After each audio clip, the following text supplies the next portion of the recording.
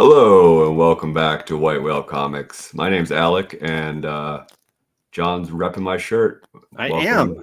John's Comics with Kids, my compatriot in this long endeavor that we call YouTube. As We you can just had, probably hear, I'm getting over a cold, so yeah. I either apologize or you're welcome for my dulcet tones tonight. How are you? We just had our 5-year anniversary last month in look it up. October. Yeah, we spent it at Disneyland as we should. But yeah, 5 years. Firstly, thank you, because I don't think there's many people in this community or the world who would spend 5 years doing something like this with me. So, Well, that's just not true. first up, second, there's not that many community members that, in fact, I know how many who have been willing to hang out with me 3 times in person. It's you. You're the only guy. And plane travel is involved in all 3. Well, so it would have to be. it would necessitate. Well, I suppose we could drive or take a train, but likely. Oh, I'd love to go on a train trip with you. That would be phenomenal. All right, let's make it happen. Yeah, let's go through like 2024. Scotland or something on a train. Like I've we're going done to it through- Hogwarts. I've done it through Norway, so Ooh, yeah, phenomenal. real fun. That sounds a little bit more like Snowpiercer to me, though, depending on the time of year. Yeah, no, it was during the summer. Oh, okay, there you go. But yes. I wanted to just say huge thank you, because I really have, as much as this show has evolved and changed over the years, I really have enjoyed learning comics in a whole new way through your perspective, and talking about new books has been a real pleasure. So thank you. Yeah, right back at you, buddy. It's I am one of the great decisions I've made in my life was to reach out to you to see if you wanted to do something together. I'm so glad you did. And I still think back to me like push pinning comics to the wall in my kitchen. Yeah. For that first episode talking about Spider-Gwen all those years ago. And now I'm sure your poor wife begrudges me to a point that you've taken over a giant corner of your house to make your little studio space. The man corner has just moved around the house. I don't know that it's ever like not been existence. So she's also like my wife's incredibly understanding, as you got to meet her. She was an absolute delight. And knows that the house is controlled by estrogen in most of its ways. So you need at least a cubby. Yeah, a respite, right? Even the cat is a lady, and I appreciate her as well. But it's nice to have this corner of I don't even want to call comics testosterone, because I think that's mislabeling, misgendering. But it's your thing. But yeah, exactly. Something that is not necessarily, as much as the girls love reading, it's continued to be always my thing first, I think. And hey, TJ, nice to see you. TJ, always a pleasure. One of the other great benefits, joining YouTube was something that like I hemmed and hawed for after, for a while before I signed up and started doing stuff. And, obviously really meeting people like you and TJ is the real reward for doing it. So truly. Like a couple of people at work who I was showing that video of us meeting and surprising the girls. I prefaced it by saying, it's hard to explain the fact that, like I've watched them grow up. Right. And they've known me that whole time. Yeah. So they're like, "Oh, are you close with them?" I'm like, "Well, how do you explain it, right?" But, closeness in the digital social media age, right? Right. But 5 years, especially like within the ages the girls have been, is like a big deal. We're coming up on almost half Charlie's life. Right. Yeah. Because she just turned 13, and 5 years out, it's significant. Yeah. I mean, she's turned into like a person. it's a fact. What's up, Chris? What's up, buddy? Thanks for stopping in. We're just BSing. I'm kind of like, I do want to talk comics, because obviously like that's what we're here to do, but I also am, since I use my channel once every other month, I'm not too concerned about the format. Like, if we want to just talk for 20 minutes before we jump into comics, like I'm not too stressed about No, getting into the meat of things. exactly. Well, and I think before we went live, we were talking about how, because this is the show that really is focused mostly for us, at least, on new New books and what's comics, on the shelves or what has been coming out. And we've routinely used this platform to kind of talk about the state of new comics and where we feel like it is and where we feel like it's been going. So I asked you before we went live, and then I said, no, let's do this live instead. It was like, I know you've waxed and waned on, I don't want to collect no new books or read new books anymore, and I'm enjoying new books. And where are you now with current books? Yeah, I mean, it's hard because it has been,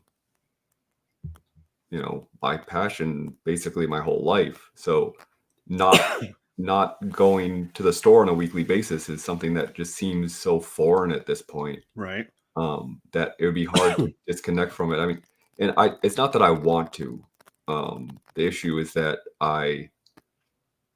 the amount I buy versus the time I have to read per week Right. is not aligned. And Right. it's getting so out of hand that I have, you know, 2 or 3 short boxes worth of books that I haven't read that I've purchased that I still intend on reading at some point, and I keep pretending like, "Oh, yeah, I'll find the time sometime." And I keep buying new books that just pile up on my table here. Yeah. I'm not, like, at the level of a TJ Slabalanche yet, but, I am slowly cast of Amontolagoing myself with comics. Do you ever purge, or is it just binge?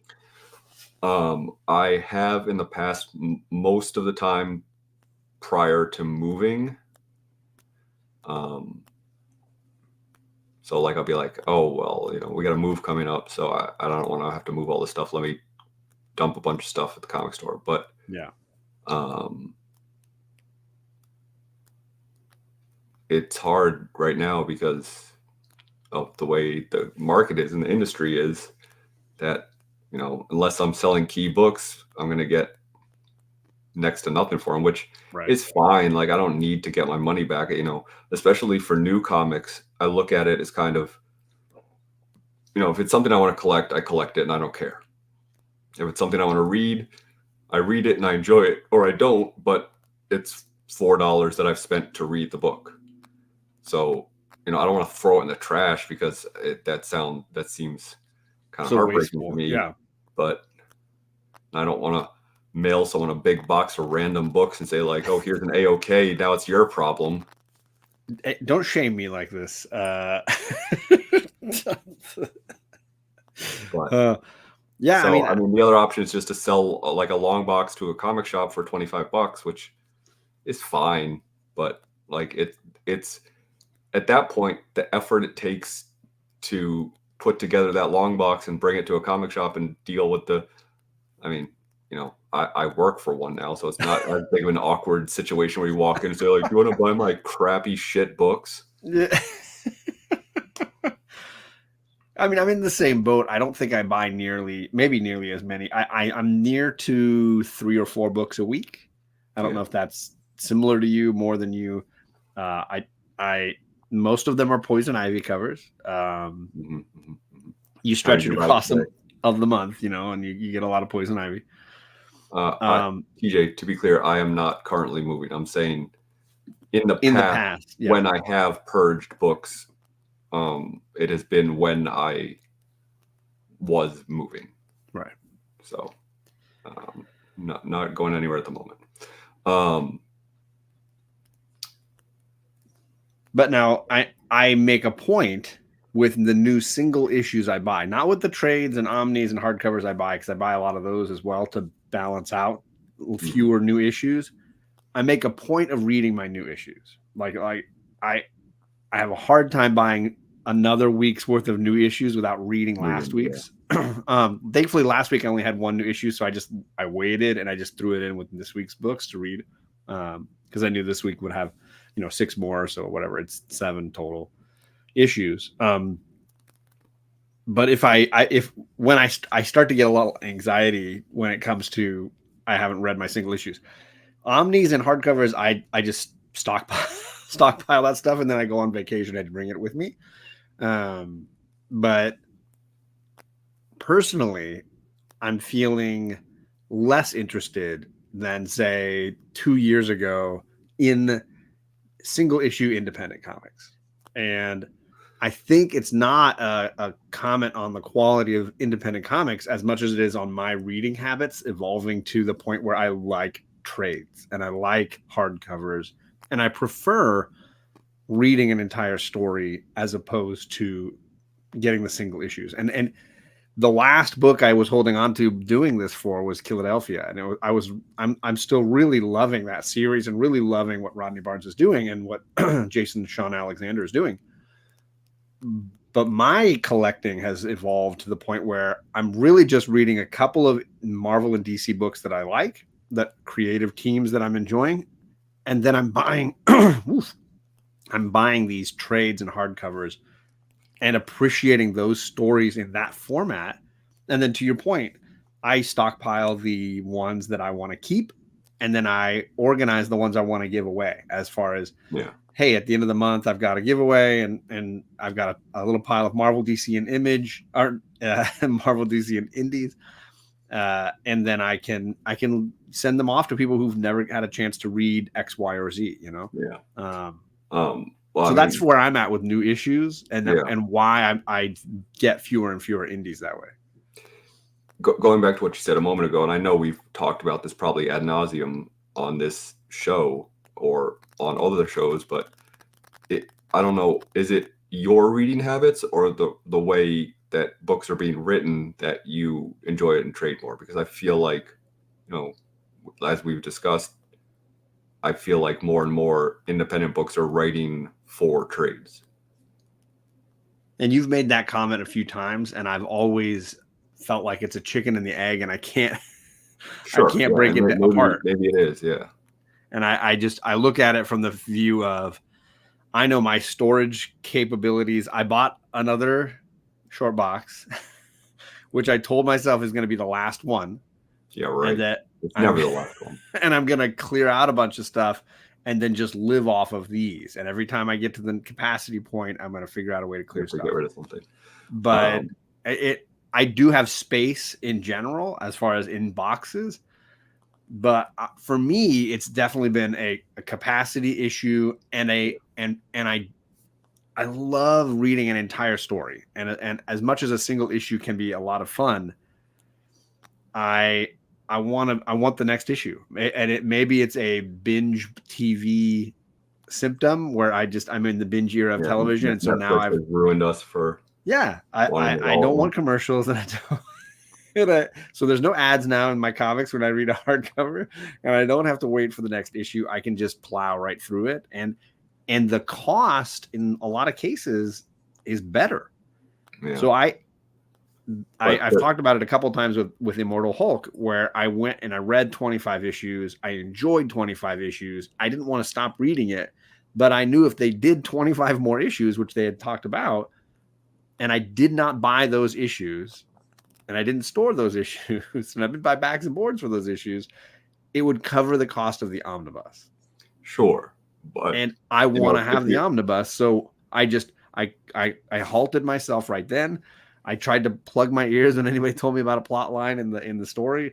I even sold everything but the first 10 or 15 issues of the series and just waited for that omnibus to arrive. So that has been my thinking financially, capacity wise. That's been my thinking. Yeah, but capacity wise, it doesn't save a ton of room. It does, in the sense that I can't put single issues on a shelf, but I can put omnis on a shelf. Yeah, but right. So I've cleared out a lot of my.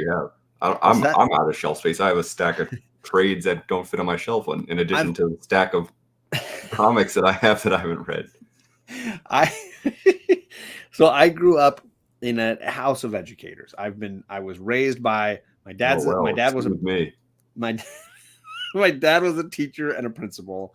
My mom was a teacher. My stepdads, and I've had a couple, have all been teachers. My stepmother was a teacher and a principal. Both of my sister-in-laws are teachers. So reading Sound was like Marissa Tomei at the end of My Cousin Vinny. yeah. My father's a mechanic. My brother's a mechanic. My uncle on my dad's side is a mechanic. Yeah. So reading was always a big deal. And I've always had books in my house, always had books on my nightstand, always had bookshelves.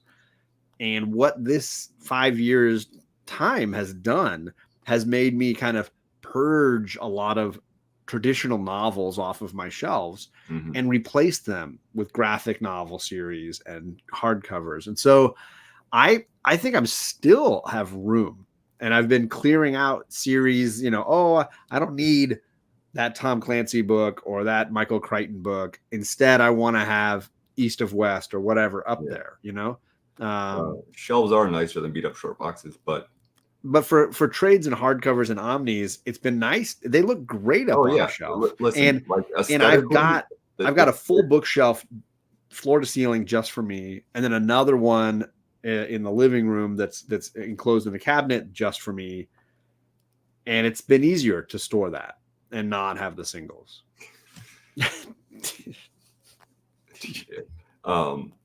Yeah, I mean, aesthetically, it's obviously the superior thing to get trades and hardcovers. They look so much nicer. Well, until Marvel F's you, because this spine looks amazing. But as Chris Chaos and Comics pointed out to me, that I noticed when I put them together, Volume 5, they changed the font and the letter sizing. Yeah, that drives me absolutely bonkers. Fuck you, Marvel. I've got 1 through 4 looking beautiful, and then 5 has this tiny print. There's a number of things that I've seen. Who are you? Do you not know your market? Do you not know your anal retentive OCD collectors? Why would you do that? And I can take the slip sleeves off and then they look beautiful together, but what the fuck? But while it does look nicer, it's still easier to stack a bunch of short boxes than it is to find room for more bookshelves. This is true. So I'm not saying one. Eventually, I will run out. There's no perfect solution. But I'm very particular on what I keep and what I move on. And so there's been a ton of trades and indies that I've read and loved, or Marvel books that I thought this is really entertaining. I'm going to pass it on to somebody else, and I don't need to read it again and again. Having Marvel the app digitally, I can go and read stuff again if I really want. So it's got to really click for me to keep it. And so I don't know if it's the medium or if it's the reading styles of myself that have evolved, but I'm definitely happy with where my reading is right now. But I also feel like I'm not involved in the indie scene like I was earlier, where I was reading every new indie and really catching in those conversations. I'm waiting for trades and then diving into things maybe a few months later than everybody else. I've not read or know of Monica yet. You'll have to enlighten me. Send me some info on IG. What's the publisher or whatever? So in particular, it's impacting me on indies because I am not just diving in on an issue number 1 as often as I was before. Occasionally I'll buy something digitally and just read it if I'm curious about the creative team. But because I noticed consistently that even when I really like an issue 1, I have a huge debate with myself that ends with me saying, do I wait or do I trade? Yeah. So that's just been my methodology. And maybe it's a little ode to Chaos and Comics, who kind of put me on to his feelings of like, he would read an issue 1 and then buy the trade. Yeah. Or he would read an issue 1 and then skip the trade, just based on that, feeling that he was getting from it. So it's been a little bit more of that. And the ones that are harder for me to quit in the Brokeback Mountain kind of way tend to be either the creative teams I really like, that I think I'm following them from Marvel to DC or whatever, or the character that you're like, I can't quit that character yet. Yeah. Like any of the X-Men. I mean, maybe. But like, I like Kieran Gillen a lot. Yeah. And when and paired with Lucas Wernick, the two of them, that creative team, if they moved on to a different book together, I would keep going with the doesn't matter if it's a Batman book or whatever. In a Brokeback Mountain kind of way. I mean, hey. By the way, the egg came first. The egg did come first? You're convinced? Well, I mean, chickens evolved from something. So there were eggs before there were chickens. So that before the egg was the zygote, whatever. Well, no. The thing that made the egg, right? That's a dinosaur. There you go. So the dinosaur came first. Yeah, the question should be what came first, the egg or the dinosaur? And then what? Okay. I mean, then the answer is a fish that decided to exit the water, grow legs and walk. Yeah, or slither or whatever. What came before the universe? Nobody knows. Speaking of universes, let's talk about some Energon universe and Transformers #1. Daniel Warren Johnson, baby. Back and going strong, right? So this is another Daniel Warren Johnson piece here. It has all the telltale Daniel Warren Johnson tropes. We get written action, and illustrated by. Yeah, action, excitement, usually some real hardcore violence, and usually a corner of nerddom, rock and roll or wrestling that he really wants to dive into. In this case, the world of Transformers, right? Yeah, and I think we talked about this briefly last time when we were saying we were going to probably be talking about this month, is that I guess like Transformers is the reason why he got into comics in the first place, why he wanted to be a comic writer or artist, because he loved Transformers so much when he was a kid. So like that's got to be the most satisfying thing, to be like, I'm doing this thing now that I wanted to do my whole life. So, and you can tell he definitely has excitement for that world, right? This isn't someone who just they said like, hey, do this thing for us because you're popular, and they're like, oh, I don't know anything about Transformers. Like, who cares? I will say it does not suffer from the last page villain reveal. It doesn't suffer from the skipping back and forward in time, flashbacky stuff, jump to the end, go back to the beginning, Christopher Nolan style of storytelling. So in that way, it avoids a lot of the pitfalls of issue ones that we've definitely criticized for the last 5 years. Totally. It was, just like a solid story that he told. And it's kind of, I mean, I don't know the timeline of this based compared to any other Transformers world, but basically the way this happens is that there are these guys exploring, and they come across this, Transformers spaceship or something, much like in Void Rivals, except there's a number of Transformers in there. And they start waking up slowly but surely. And one of the Transformers that wakes up has been asleep or in cryostasis or whatever it is for much longer, and doesn't know that there is now a war between Autobots and Decepticons. So he thinks that they're all compatriots. So he starts waking people up, starting with Starscream, who is like, oh, I'm awake and they're not. And Starscream just straight up murks Bumblebee. He gets violent right on the bat. And then Optimus wakes up, and then they begin to kind of restart their war. And so I would assume it's kind of just like a restarting of, Transformers introduction on Earth, and not in kind of just ignoring everything else that has been Transformers before this. That's the feeling I got. Yeah. And again, to your point, I don't know that I know what this is built upon. I don't know if there was a series immediately preceding this that he kind of used as the jumping off point, or if a series has not been in the works for a long time, so he was kind of free to just build his own intro to this. I don't know any of that stuff.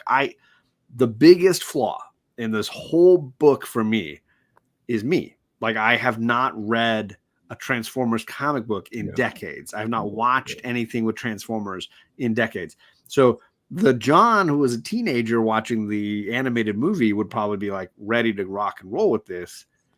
46-year-old John who's out of the loop on Transformers was a little bit like, is this for me? Maybe it's just not for me. Yeah, I mean, I wasn't like, I didn't feel lost or have a lack No, of not that information exactly. to say like, oh, I feel like I'm being dropped in the middle of something. Obviously based on what I was just saying, it's very much an introduction. Like whether or not there is backstory based on other series or whatever, Yeah. you don't need anything. I mean, like a knowledge of the Transformers would help, but it is interesting though, because if he is starting from scratch per se, but they're in the same Energon universe as the GI Joe books they're coming out with, but GI Joe is starting at 301, which is supposed to be a direct continuation of the last IDW run that Larry Hama is going to continue to write. Was that the one? All right, I'm sorry to interrupt. Was that the one that we read issue 1 with Bueller and he hated so much? No. He hated that so much. Well, there you go. Chaos and Comics confirmed. There's no backstory aside from Void Rivals, which I haven't read. Sorry. We read the first issue. But did I read the first issue? I did, at least. Okay. And I didn't recapped it for you. Yeah. Because it was hot and you were like, this is big. People are talking about it. There is very little Transformers in the first issue. Okay. But I mean, that doesn't discount the fact that like GI Joe might be, have been going on Earth, and now the Transformers arrive, and now they're combining the universes. Right. So that could still make sense. I guess we'll know next week. Yeah, because that's issue 2 Transformers, right? Next week. Issue 2 Transformers came out today. Oh, today. Okay. And GI Joe comes out next week, I believe. So for me, like, I love his art. I love his style. I love the energy in this issue. I love that it doesn't do the tropes that we struggle with issue 1s. But I ultimately, with my takeaway was, this isn't necessarily something I want to read more of. Yeah. And it was not the fault of anybody on the creative side. The flaw lands with me because I came away feeling like I just don't know or care much about where these characters are anymore. This doesn't feel like a universe that speaks to me anymore. Yeah. That's fair. I mean, I certainly didn't enjoy it as much as some of his other recent stuff. Oh yeah, for sure. But I mean, that is kind of the speed bump of writing something that has a 40-year history. Like, even if you are putting a new spin on it, you still have the weight of that on your shoulders, and you have to kind of play by those rules. Whereas something like Do a Powerbomb, obviously that's straight from his mind, and he can do whatever the hell he wants with it. When I was having that conversation with No Good Comics over the weekend, talking about long form versus short form storytelling, and comic books have to walk the fine line in the middle, where each issue is a short form, but it has to also have a long form continuity element. And I think television shows can struggle with this. I think movies in sequential order, like sequels, can struggle with this. Can you do a short story and also have it connect to a bigger story? And I think in particular, comics are the quintessential example of this challenge, because they need to be able to do both and inherently in their form. And so does this one make me want to read more, even though this single issue is perfectly entertaining, well structured, well drawn, well written? For me personally, I couldn't bring myself to grab issue 2 this week, but I did grab 3 covers to Poison Ivy. Well, I mean, especially considering that you're buying 2 to 3 books a week, you have to be kind of picky about what you're buying. Sure. Chaos and Comics also says there will be an Energon GI Joe books, and then they'll let Larry Hama continue stuff separately. 5 years in, you'd think we'd do a little research before we start talking, but no, you should know by now that we're a couple of idiots who just say things. We're not reading G.I. Joe. We're reading the Transformers book. we're not reading articles about the stuff that's happening behind the scenes. More like bleeding crap. We're not going to do that. Speaking of Poison Ivy, real quickly, which covers did you buy? Are they in here? I don't think they're in here. I did not get cover A. I got the other 4 basic covers. That auto. They're really beautiful. I can go get them, but they're by my bed. I mean, I know. You know them. Yeah. I had all 4. And I put back cover A. I liked it, but I was like, I like the other 3 way better. Yeah. So I got the Nakayama, and I can't remember the other 2 artists. My favorite was the one with the white background, and I don't know the artist, but beautiful. Yeah, I think it's Otto Schmidt's one I really liked. It's like That's very kind of watercolory. Yes, that's the one. Absolutely gorgeous. That was the best one. That's the one I'm definitely not going to read. Yeah, because you don't want to get fingerprints all on it. Not going to happen. I didn't even touch that book except in plastic. So yeah, I mean, I really enjoyed it. I am equally as disconnected from Transformers. It sounds like you are. Like, I still like them, and they're still in my subconscious but yeah, I was always a bigger G.I. Joe kid than a Transformers kid anyway. See, look, this is why we get along. I was the same way. Had the toys. That was partially because, you know, my mom was much more willing to buy me a $3 G.I. Joe than a $30 Transformer, but plus my mom loved that we would take her eyeglasses screwdriver and take the Joes apart and reassemble them in different ways. We all did that. Come on. That was the best. And then when I got older and I had like rubber bands for my braces, those worked. I could restring my G.I. Joes that popped apart with my rubber O-rings. Yeah, when they popped their O-rings. Nothing like that day when the G.I. Joe finally comes to you and says, "Dad, I popped my O-ring." I will say, I've tried going back and watching the G.I. Joe and the Transformer shows, and they don't hold up for me. No, but the G.I. Joe comics work for me still. Both the movies still hold up for me. Oh yeah, the animated ones, yeah. The G.I. Joe one with Cobra Law and obviously Cobra. The Transformers movie with Rodimus Prime and the Weird Al song and all that. I can still watch those, but yeah, the cartoons, like I enjoy them from a nostalgic kitsch point of view, but like they're not great. The lasers and I love that the comic was like violent, people getting like seriously maimed or dying, and it was like, wow, this was powerful. Yeah. So the comics have held up, and I'm hopeful that one day I'll be able to find a way to like download the entire original run digitally and read those. Yes, definitely Trailblazing. I'm ignoring the live action movies. I don't need The Rock. I've never seen any of the live action Transformers or G.I. Joe movies. I've seen the first G.I. Joe movie, and that was enough. I didn't need any more. No. But again, to my point, I think the comics work, and maybe it's a testament to Larry Hama or just what they were willing to do with those. But I really do think each issue that I've gone back and reread, I've been like, that was good. That was entertaining. But maybe that's just nostalgia John talking. Could be. Guess we'll never know.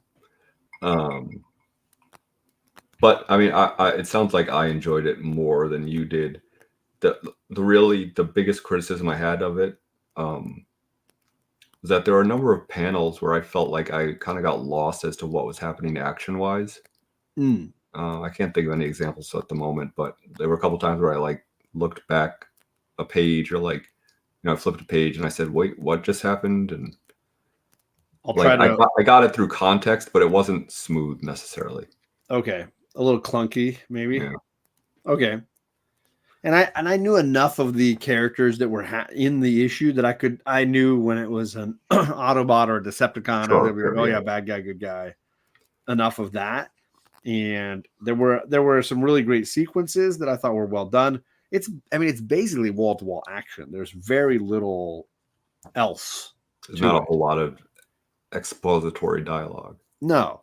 And maybe that's the part that I needed to make me want to get a second issue was I wanted to be connected to a character in some way that felt like I want to know what's going to happen to them next.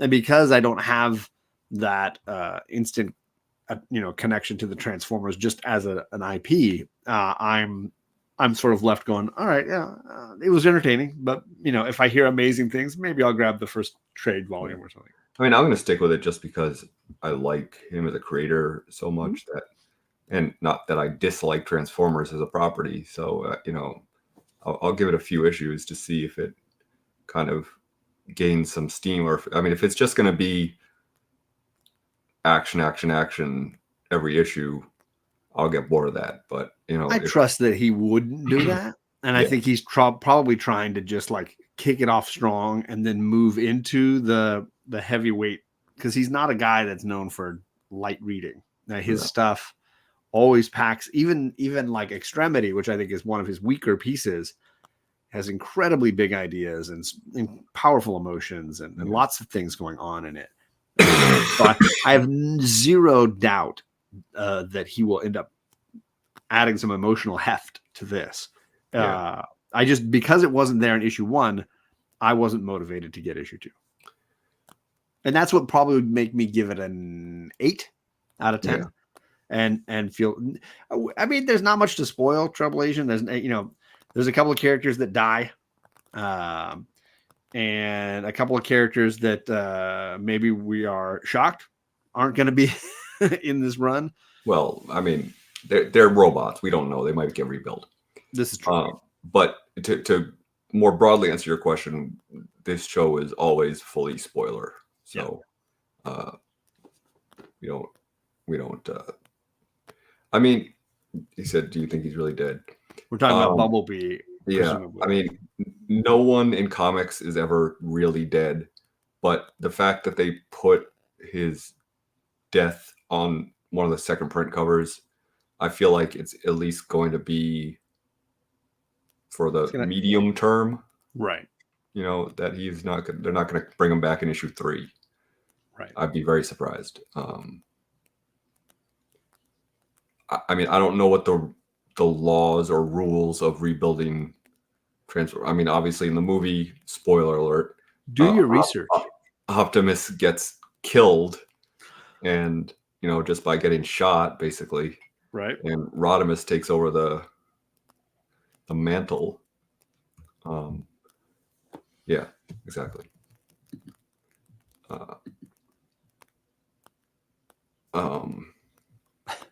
What's up, Cali Comics? He's so yeah, I mean, there is precedence that like Transformers can die, like they are not just robots. Like there's a living piece, right? To them. So we'll see what they do with it. Yeah, and I mean, the other thing I'm curious about is I don't know how long Daniel Warren Johnson is signed up to work on this, and if he's going to do 12 issues and then they're going to pass it off to Joe Schmo, and it's just going to be. I would assume, knowing him, that he can't do this indefinitely, and write and draw it. There's not many people that can write and draw and do monthly for a massive period of time. It's just not common anymore. He clearly can produce at an impressive pace, but he also clearly enjoys writing his own indie books. My assumption is, and to your point, they have not announced anything specific. My assumption is he has a couple of story arcs he wants to do, and then by the end, he may decide to continue or not. Yeah. And I'm sure part of that is going to be a business decision on Skybound's part too, about how well it's doing. Right. They may say at the end of his contract, "Hey, thanks. We're not going to talk about renewing because we don't feel like it's going in the right direction." Right. Yeah, exactly. Kirkman's show running it all. So he's Chris, I saw your comment about Extremity, and I did really enjoy it, but it's probably my least favorite of Daniel Warren Johnson's stuff. Maybe after this, or before that, just in front of this one. But it's also what I liked about Extremity most is the big ideas, and I was excited to send it off to somebody in the community who I knew would really appreciate the concepts that it was trying to present. And he's a great big idea writer. Yeah. So yeah, I mean, I'm going to continue to pick it up, just because it's also partially just because like it's such a thing right now. Like the Energon universe is such a thing that like I kind of want to see It's it so through hot for right now. I kind of want to see it through for at least a little while, but see like if it pays off in the way that I get that. being promised. Yeah, no, I get Unlike, it. although Ghost Machine, I'm not. You know about Ghost Machine? They're relaunching Ghost in the Machine. No, Ghost Machine. It's Oh, this new imprint. I mean, I wouldn't be surprised. That's gonna have like Geiger, Junkyard Joe, and some other new titles. Okay. It's kind of like a new image. So like a lot of like top creators are doing creator owned stuff, and it's going to be under this new banner. Gotcha. And it's getting like all this hype about how great it's going to be, and it looks totally uninteresting to me. Okay, good to know or avoid. I mean, who knows? Maybe it'll come out and it's going to be the next big thing. It's going to save the comic industry. And I'll eat my words, and I'll come back on the show and say, just more proof that I don't know what I'm talking about. We didn't need further evidence. If you did My Little Pony, I mean, I think I would absolutely pick it up. He's got that level of clout, or at least consistency. Yeah, I was gonna say like he has impressed me enough times now that like anything he writes, I'm gonna give it a shot. A lot of people like Junkyard Joe. Yeah, that's what I hear. It was really good. I did not care. I think we discussed Geiger issue 1. We did, yeah. When it dropped, and I didn't hate it, but No, it didn't impress me. Yeah. It was milquetoast a bit. Yeah. But Junkyard Joe was a phenomenal trade. Easy, fast read, but also like gut punch strong, and had great connections across like Silver Age comics with the Captain America era of early Captain America stuff. I thought that was really well done. It was really well handled. So I'm excited if they decide to do another Junkyard Joe story. Well, apparently they are. Yay. Yeah. What else would you like to talk about? I know we kind of are short on time at this point, but I have only one other issue, number 1. I don't know if you have any issue 1s. Yeah, I do. Okay. Just one. Perfect. So I'll go Marvel. I read issue 1 of the Sensational She-Hulk. This is Rainbow Rowell, who had been doing the previous She-Hulk run. I don't remember if Andres Genolet was doing the art in that run as well. This feels a little different art-wise, so it's possible it's a new artist joining in. But is a continuation of Rainbow Rowell's really great She-Hulk run that went prior to this, and that my friend Sove Collector Michael put me onto. I had made a promise to him and a couple other community members to read certain Marvel or DC series that they had really loved, that they felt like were flying under the radar. And so I spent some time this summer digitally reading a ton of really great series that I had missed out on. And one of them was the She-Hulk run, which was great and very entertaining. And I think I have one issue left to read because it wasn't on the app yet. But I decided I was going to jump in on the Sensational issue 1. I did not like the cover A that I got. And the following week or a couple weeks later, they had the foil Adam Hughes. Yeah. Adam Hughes, which is phenomenal. I don't know if you can tell, there's 3 different floaties duct taped together so that she can fit on them. That's my favorite part. Very funny. I will not read that one, but I'll read this one. The short answer for me is it didn't feel as good as the original series, but that I'm going to get the second issue because I want to see, because I really loved the first volume of this. I have enough faith that they know where they're going with it. You've got Jennifer working with a new law firm that doesn't want all the superhero hype connected to it. And so she's struggling to balance being a superhero and then trying to be a regular lawyer. She's got all these friends that want to have a fight club, which is my favorite part about it.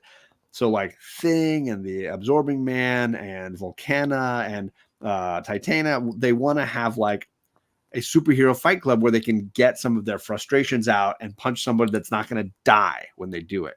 Mm. And I love the fight club stuff. Theoretically. I think it's hilarious. And the bickering about who gets to join, I think very funny. She's got a good sense of dialogue. And then the love story between Jack of Hearts and Jennifer, I find very interesting. And clearly there's some subterfuge or secrets sort of thrown in there, but it's been really well done. And so I have enough faith in that, in where they've gone in the first volume, that I'm going to give this a couple more issues and kind of see where it lands. But as far as a kickoff, I was very disappointed that this did not feel like an easy read or a fun read to a new reader. That the sensational number one, it just felt like Marvel rebranding for no good reason. And it was probably because the last run wasn't selling as well as it should have, considering how good it was. So let's relaunch it with a slightly new title and just keep going. And so it felt like they were editing her writing instead of letting her just tell a great story. We said the same thing about the Zdarsky Daredevils. It's like in the middle of basically the story, they just said, hey, let's do a new number one. Because why not? For literally no reason. And that was this. That was definitely this. So a little disappointed that it wasn't a home run like I had enjoyed the previous story arc, but I'm not so bad that I'm going to stop reading it. So I would probably give it a 6.5, which is super low considering how much I liked. Yeah. I would give 8.5 to that previous run. Yeah. Wow. Well, hopefully it picks back up for you. Yeah, exactly. My number one is something that has been getting a lot of hype. Beneath the Trees Where Nobody Sees. If you're pay any attention to spec, this is like a really hot book right now. Yeah. It is about a world of anthropomorphic animals, but there are also regular animals in the world, which kind of threw me for a loop. But it's about a bear who's also a serial killer secretly. And oh man, that poor duck. Yeah, the duck got it rough in issue 1. Did you read it? I didn't, but I heard it's pretty violent. It to me deserves all the hype it's getting. It was an incredibly enjoyable number one. Excited to see where it goes, and it hard to say based on the content, but it was a delight. I took it to be very dark and heavy. Was there? Yeah. Not a lot of levity. Not a lot of levity. No, it's very seriously dark. Nice. Just with this, like, this cutesy world, and I'm sure they did this intentionally to, as kind of a symbolic thing that, like, not everything is what it seems, but besides the look of it, it really is just straightforwardly a disturbing story.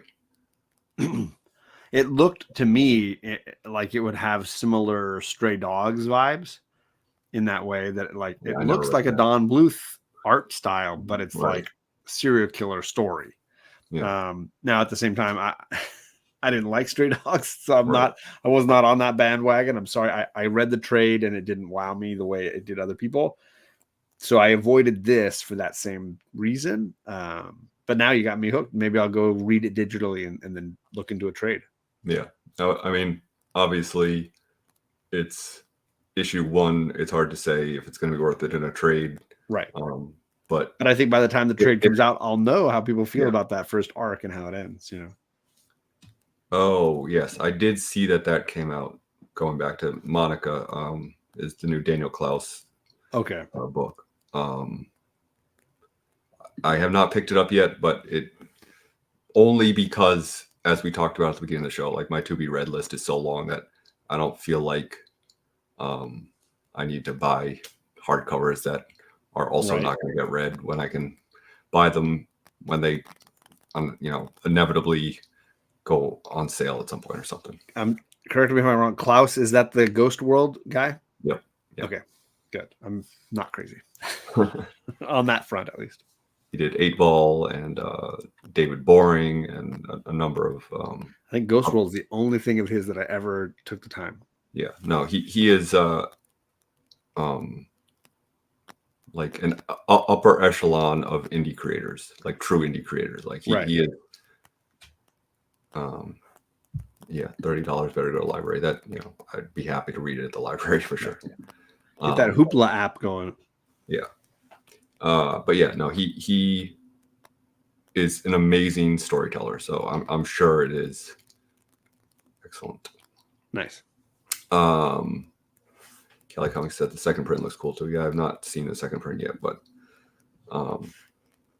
yeah. So if you can find a copy of issue 1, I would suggest people to go check it out or grab the second print. But it's going for like $15-$20, I think. When does the second print drop? Anybody know? I didn't even know it had been announced. So yeah. So Callie, let me know when if it's coming out in the next few weeks. I'll put it on my pull list. I'll be able to give you a heads up. Yeah. So I'll see it the week ahead. But my LCS, I gotta say, love it. They get all the indies. They get a ton of them. So I have no doubt that if a second print drops of a book they sold out of, they'll get more. I read issue 1 of Phantom Road, Callie, and it didn't wow me, so I never kept up with it. Yeah, no, I'm not reading that book either. I did read issue 1, and I just was like, it didn't suck me in the same way. Gore, what's up? Gore, what's up? Just as we're getting ready to wrap up, but thanks for stopping in. It's always a pleasure to see you in the chat. Mm-hmm. So yeah, it's like a 9.294 for me. This first issue, it really. That's a great score. Yeah. Yeah. One of the better things I've read recently for sure. Oh, now I'm definitely going to hunt it down. Otherwise, Green Lantern War Journal #2 and Wonder Woman #2 I just read. I loved both of those #2s. Both felt like great deuces. Yeah, just really, you feel like really empty, but in a great way afterwards. Yeah, just cleans you out. Particularly Wonder Woman issue 2. I'm behind on that too. I thought Wonder Woman issue 2 was superb. Really good. Really good second issue. I had no issues with War Journal issue 2, but when you put them side by side with Wonder Woman, Wonder Woman issue 2 was right, which is the flip flop of what issue 1s were for me. Like I feel that's fair. Green Lantern War Journal #2 kind of dipped a bit, and Wonder Woman #2 kind of went up a bit. But I'm going to keep going with both because I'm in on both. The one thing I will critique about Wonder Woman #2, and was the same problem for issue 1, is that the big bad guy who's like controlling the military is such a cartoon character. It's like his misogyny and his political ideologies are so exaggerated for the sake of it's so heavy-handed that heavy-handed, no pun intended, considering he lost his hand from Wonder Woman in the last issue. Yeah, Chris, I think it was 2 weeks ago that Wonder Woman 2 came out. It was my favorite book that week. Of all the things I read, it easily crushed everything. And Gore, I love The Sweet Hereafter. It's one of the most depressing movies I've ever seen because it's a movie about children dying in a bus crash, and the lawyers swooping in to kind of like make money off of kids dying in a bus crash. Yes. But it's also incredibly powerful look at human nature, and Adam Agoyan crushed that movie and deserved his Academy Award nomination for Best Director. I got this cover. That's the cover I got. Yeah. I got mine. It's trade dress, right? Yeah, I got the trade dress. I don't think there's a virgin there. No. But it was definitely worth hunting down, Chris. It was the best book I read 2 weeks ago that week. It was great, and secured me in the sense that I'm going to keep up with that run. Just same way I'm going to keep up with this Green Lantern run. It was definitely for me. Like I don't want to put it up there with like Brave and the Mold or the Carnival issues of Batman, but it, like in that same vein where it's just like one of those Tom King issues that he just hits every note and just nails it. Because it had great emotion, had great action, and a really interesting story structure that fit exactly what he was trying to say. And it showed Wonder Woman as being incredibly powerful. And I don't just mean the fact that she throws tanks around, but like powerful in spirit and like and it showed, importance. and like I feel like that gets lost a lot. Even like Superman books, like you forget how strong he is, and you forget how strong Wonder Woman is. Yeah. And this really showed her resilience and her physical and mental strength, and like showed her as like, you can't beat me. There's a reason why I am a superhero, because you can throw every tank at me and I will throw them right back at you. So I thought that was cool. It's always a good reminder to say like, hey, I'm strong lady. I'm top tier. Yeah. But yeah, another great Tom King series. If you didn't know that he's talented, it definitely reminds you that that's worth taking the time. Yeah. So that's all I got. That's it for me too. All right.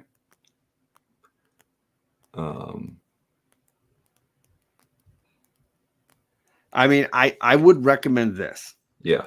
I don't think issue 1 is going to blow off the bookshelves because there's no huge key spec alert on it. My guess is most shops probably have a copy floating around, and you should get it. We have tons at the warehouse. So it's a really good issue 1, and I highly recommend it. If that issue 1 doesn't hook you, and it's Philip Kennedy Johnson, the other if that issue 1 doesn't guy, hook you, you're never gonna like a Green Lantern book. Yeah, exactly. And he's a really talented writer, really hitting his stride right now, and that issue 1 just slays. Yeah, King writes Wonder Woman as a strong woman, not Wonder Girl, something writers have been doing for her in recent years. Yeah. I mean, to your point, they literally make that comment in the book where I'm drawing a blank on his name, but the bad guy says to her, he's like, "Oh, did you talk to your girl?" And he's like, "She's a woman." Steve Trevor knows. Yeah. No, I'm just mentioning the spec in the sense that you should be able to find the book. Right. Yeah. It's not. There's no first appearances. There's no like. You don't have to run around looking for it or buy it offline. You should be able to find it at your. You might be able to call your shop or send them an email and say, "Hey, can you grab it for me?" I've heard nothing but good things from people who've read it, but I have not heard anyone being like, "You gotta go buy." Like, it's not. Yeah. Get it. You should be able to find it at cover price. Is the point. Yeah. So. Yeah, that's about it. I gotta crash because I gotta work again tomorrow. Don't we all? Always a pleasure. I miss Happy doing this every week, but I feel like it injects some new life that we're only doing this once a month. We got the D&D every week. This is our special just for us. Well, sort of every week. Not so much lately, but no. We'll finish this campaign eventually. I can't believe how long it's been going on. It's been a hot minute. Poor JP. Hey, he signed up for this. Little did he know. Yeah. Won't make that mistake twice. If you don't watch D&D on JP's channel Sunday nights, we have fun with it. I don't know how fun it is to watch as a viewer, but sometimes soon it'll be back here on this channel, so be ready. That's the plan. But we make some good jokes now and again. So, I mean, if you want to watch 2 hours of D&D for one good joke, that's the place to be. That's about the ratio we go for. You got anything you want to talk about before we head out? No, not at all. All right.